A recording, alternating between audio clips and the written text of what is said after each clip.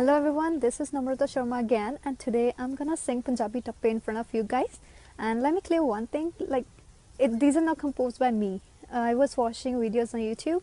and एक Punjabi वीरा सी उन्ने ही गाया, उन्ने ही लिखिया, and he sang it very beautifully. I'm just gonna represent it in front of you guys. And again, this is for the students, especially coming from Punjab. So here it comes. कोठे ते कुल्हाड़ी कोठे ते कुल्हाड़ी पक्के कम कित्थों मिलने मसा लगती दिहाड़ी पक्के कम कित्थों मिलने मसा लगती दिहाड़ी मैं किदी कर लावां रीस बापूए मैं किदी कर लावां रीस बापूए किराया मैथों दे नहीं हुंदा कित्थों भर लऊंगा फीस बापूए रेंट मैथों दे नहीं हुंदा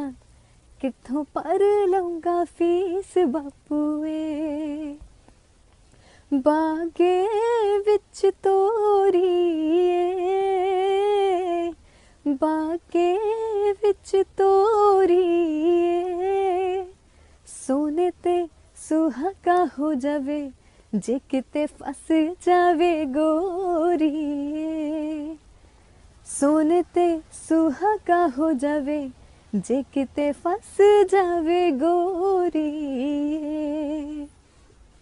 मुँह काला करवाएगा मुँह काला करवाएगा पंजाब च तां कोई नहीं फसी कित्थों गोरी तू फसाएगा पंजाब च तां कोई नहीं फसी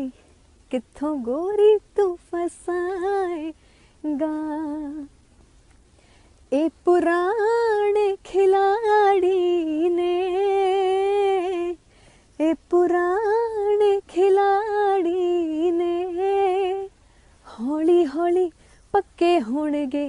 पंजाबी सारे ओ जुगाड़ी ने हौली हौली